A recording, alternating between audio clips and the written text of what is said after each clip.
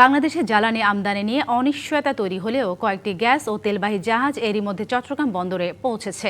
সকালে জ্বালানিবাহী 8টি জাহাজ চট্টগ্রাম বন্দরে এসে নোঙর করে। গত 28শে ফেব্রুয়ারির আগে হরমুজ প্রণালী অতিক্রম করেছিল জাহাজগুলো। এর আগে প্রণালী অতিক্রম করা জাহাজগুলো বাংলাদেশে পৌঁছলে সৌদি আরব, কাতার ও দুবাই বন্দরে আটকে পড়ে। ওমানের সোহার বন্দর থেকে একটি জাহাজ 22,172 মেট্রিক টন গ্যাস নিয়ে এসেছে। এছাড়া আরও 3টি জাহাজ হরমুজ প্রণালী পেরিয়ে বাংলাদেশের অভিমুখে রয়েছে। চট্টগ্রাম বন্দরে আসা 15টি জাহাজ নিয়ে আরো জানাতে যুক্ত হচ্ছেন সহকর্মী মাসুদুল হক। সরাসরি যুক্ত হচ্ছি তার সাথে। মাসুদ, নিঃসন্দেহে এটি একটি স্বস্তির খবর আমাদের জন্য যে অনেকগুলো জাহাজ বন্দরে ভিড় করছে। যেই জাহাজগুলো বন্দরে ভিড় করছে সেখানে কি কি পণ্য আছে, কি তথ্য আছে আপনার কাছে? ইতিমধ্যে জেনেছেন আজ সকালে চট্টগ্রাম বন্দরে এসে পৌঁছেছে, অর্থাৎ বাংলাদেশের জলসীমায় পৌঁছেছে প্রায় 8টির মতো জাহাজ। আরও বেশ কয়েকটি জাহাজ তারা পথে রয়েছে।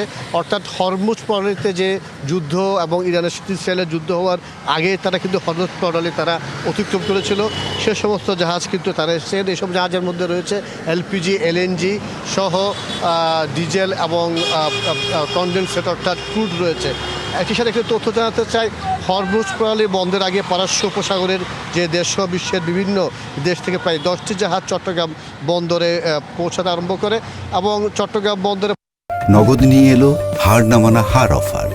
সর্বনিম্ন 10,000 টাকা রেমিটেন্স নগদে পাঠালে থাকছে স্বর্ণের হার জেতার সুযোগ।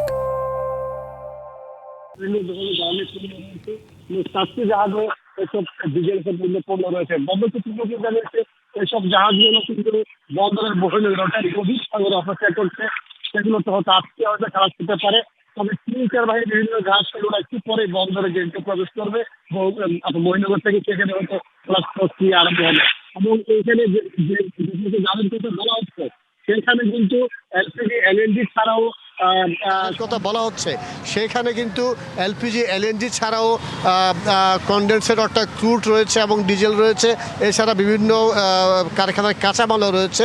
অর্থাৎ যেটি একটি অচলাবস্থা সৃষ্টি হয়েছিল, যেটি আশঙ্কা একটা হয়েছিল, সেটি আর থাকছে না।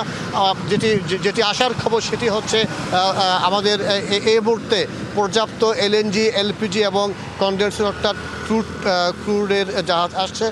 আশা করা হচ্ছে আমাদের দেশে তেলের বা গ্যাসের কোনো সংকট হবে না, এমনটাই মনে করছেন বন্দর কর্তৃপক্ষ। তো এই ছিল আমার কাছে চট্টগ্রাম থেকে খবরাখবর। অসংখ্য ধন্যবাদ মাসুদ আপনাকে।